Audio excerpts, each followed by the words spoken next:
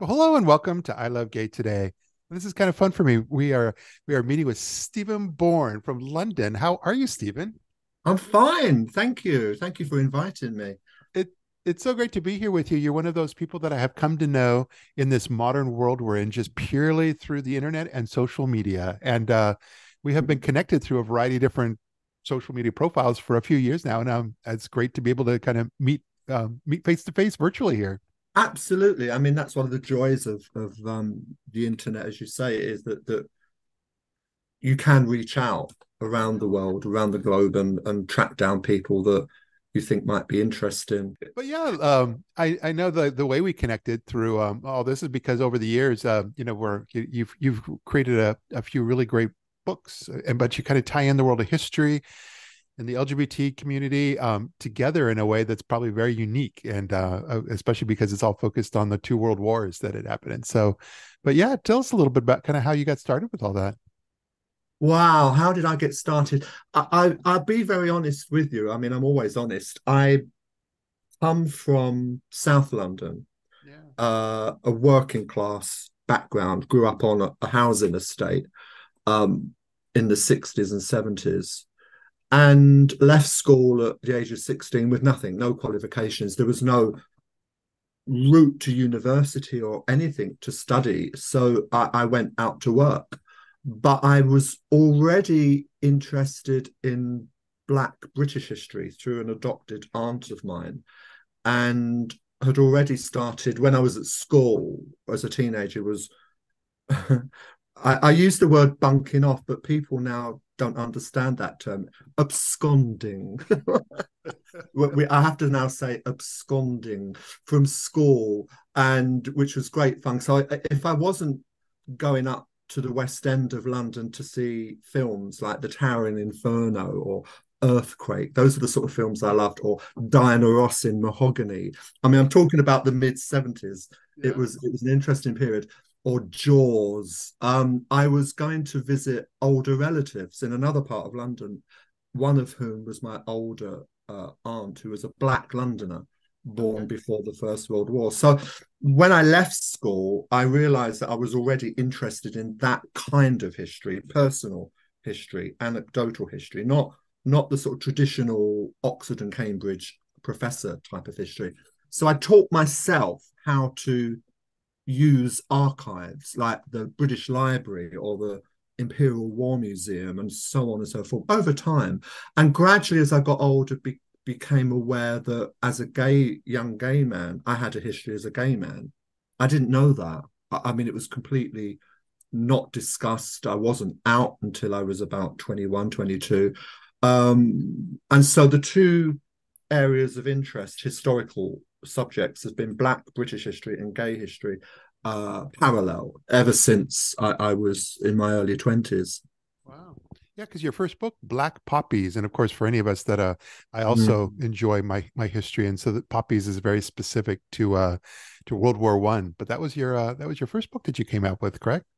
No? No, it wasn't my first. No, my first book was way back in 1991, and it was a very short, modest book about my Aunt Okay. Esther's story. So that was published in 1991, and I did other books before Black Poppies. Black Poppies was actually in the middle of my Okay. career. Okay. Black Poppies is the one about the First World War, Yeah. about Black servicemen in the First World War, that really captured people's imagination because it was published at the beginning of the centenary of Yeah. World War One, 2014. And it took off like a rocket. Now that book was the one that I thought was going to fail. I had terrible problems with the research because so little had been written about Black soldiers and sailors in the First World War in Britain, that information that did exist conflicted. So as a historian, I was trying to unravel what is the truth here, and I wrote the book, handed it in on time. I'm not an academic, so it's very personal, and I just thought this book is going to be a disaster, and it wasn't. It took off like a rocket. Sold its first print run within a couple of weeks. Okay. The publisher couldn't believe it, and they said, "How did this happen?" I said, "Well, I was dragged kicking and screaming to Facebook. And for the year that I spent writing the book, I kept plugging it. Black Poppies is coming out. And people were messaging me saying, why don't you shut up about that bloody book? You know, Yeah. it's like, but by the time the book was published, people had gone on Amazon and pre-ordered it. So it took off, and it's now been published as a reissue in 2019, updated with new pictures. And then more recently, I just happened to have a copy. More recently, a children's version. Okay. Now, Americans will love it. Believe me, I know I'm plugging my books, but Yeah. Americans will love it. So do go on Amazon, and if you have any children between the ages of 8 and 12, or any age, 9 to 99, it's a lovely book. I'm very proud of it. I'm proud of where it's taken me in terms of talks and reaching out to people. So that's Black Poppies. Yeah. But then you expanded out, and that's how I know I would say we reconnected over the last few years, because during Veterans Day last year, Yeah. you were promoting Fighting Proud, the untold story of the gay men who served in 2 world wars, and so that's how you've really kind of made that leap and covered both wars, but with this really interesting gay perspective. It's an interesting. Thank you for asking. It's for those who haven't seen it, it's this one, Yeah. Fighting Proud, published in 2017. Okay. Now available on the internet from Bloomsbury. That's the plug. But this book didn't come from me. I wrote an article for a history magazine about gay men in the Second World War. This was read by an editor at a publishing house, who reached out to me, said, can we talk? So we talked, and he said, can you expand it into a book?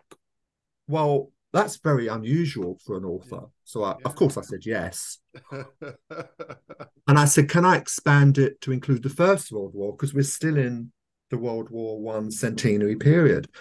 And so the contract was drawn up, and I just went for it. And I learned so much, Matt. I really did. I knew enough to fill a book, but I needed more information. And again, you say about the internet opened up so many doors to me, and gay men, particularly in the Second World War, who I'd never heard of. Writers, soldiers, you name it, a whole cross section of experiences. And it was a real learning experience for me. And that's one of the beauties of doing books like history books, is that you, as long as you're open-minded and you learn, you can connect and learn things that you never knew about. Yeah. So the book includes familiar names like Quentin Crisp and Lord Kitchener from the First World War, many familiar names. Noel Coward, of course, but it includes many stories of gay men no one had ever heard of, or who had ever linked to a wider story. Yeah. And what was wonderful about Fighting Proud for me on a personal level was it wasn't all negative stories. It wasn't all doom and gloom, gay men being persecuted. That is in the book. You can't escape the truth. But what empowered me as a gay man were the stories of gay men in the 2 world wars, particularly the Second World War, who were heroes, and who may not have been out in their private lives because of the law. The law in Britain decriminalized homosexuality until partially decriminalized in 1967. So the law was very strict. But gay men did survive, and some of them were known to be gay and were embraced by their straight heterosexual comrades in the army, in the navy, in the air force. Tremendous. So one of the stories I tell is that of Ian Gleed, who was an RAF, Royal Air Force hero, Battle of Britain hero. He received 2 of the highest honours the RAF officers could receive from the King George VI at Buckingham Palace.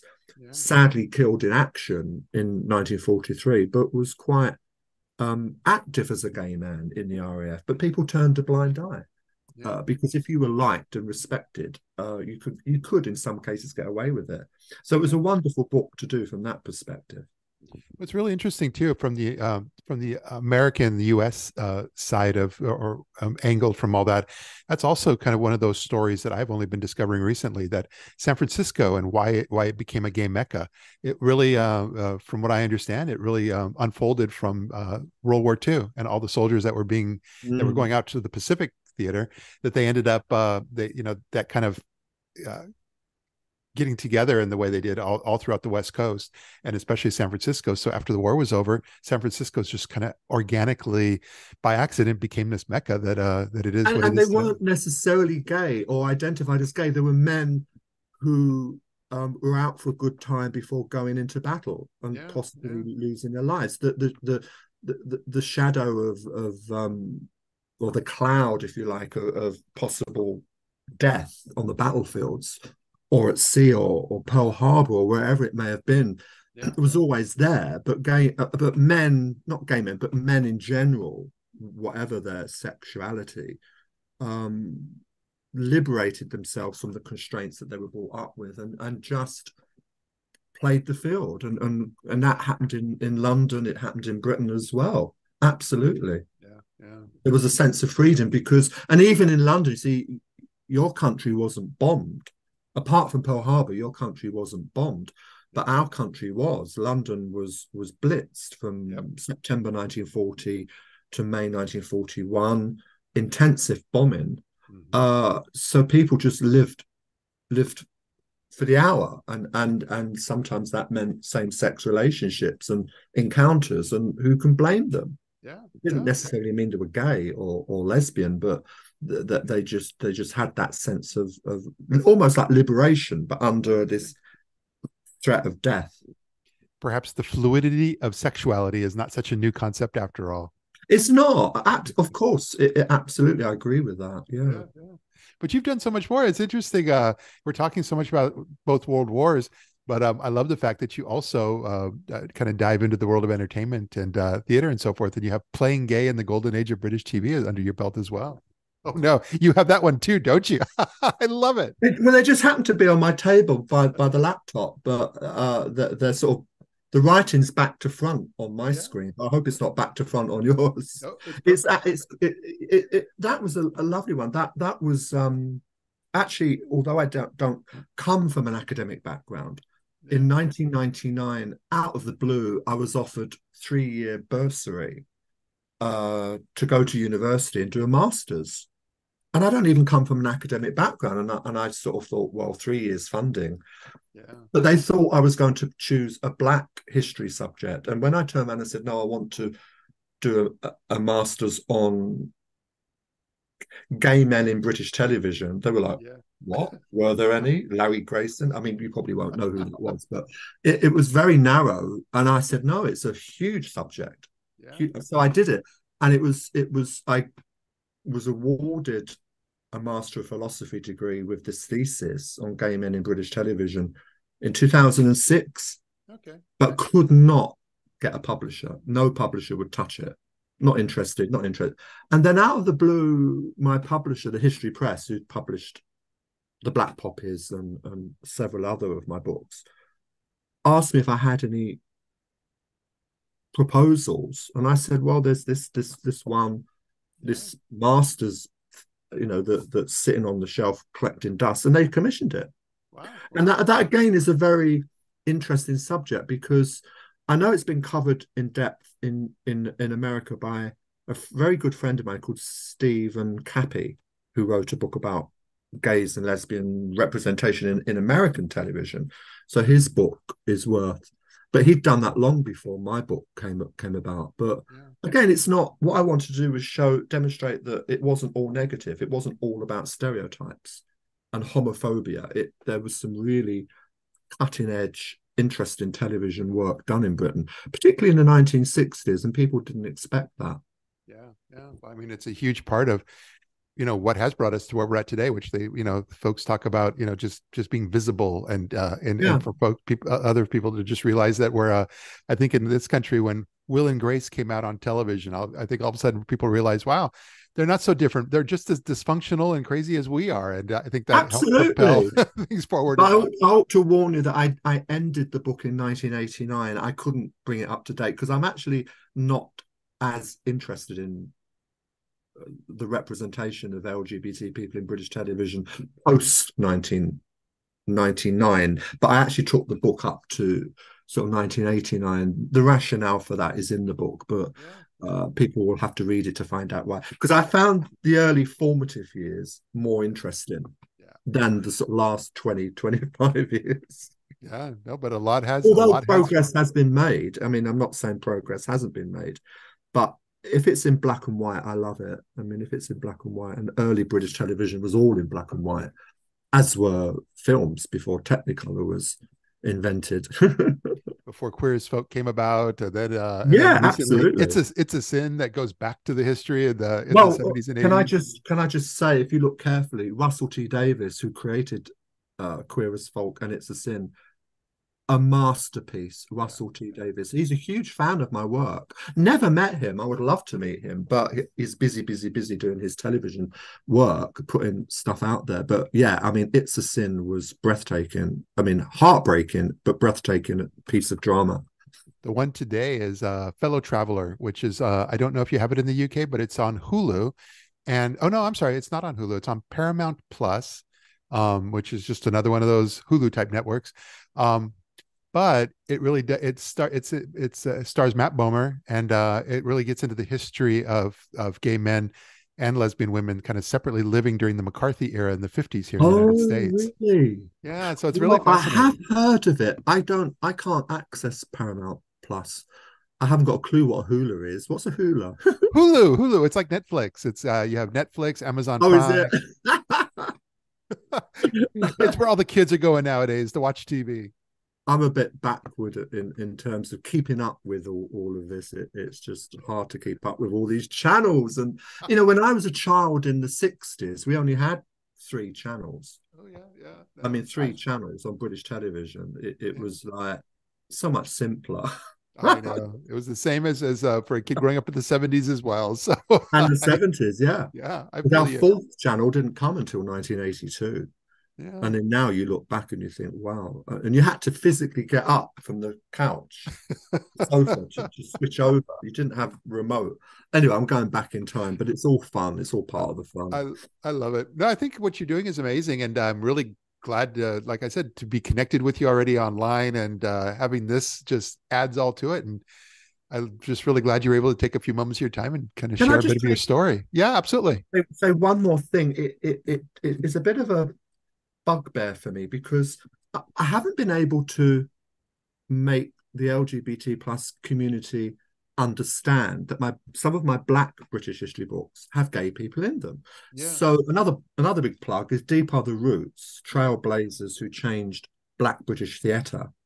Um, that was shortlisted last year for the Society for Theatre Research Award, which I'm very proud of. But it does include a couple of gay men, including Berto Pasuka, who was a Jamaican ballet dancer who created the first Black British ballet company Yeah. in 1944, and also one of your greatest actors, Gordon Heath, who was an African American Shakespearean actor, Yeah.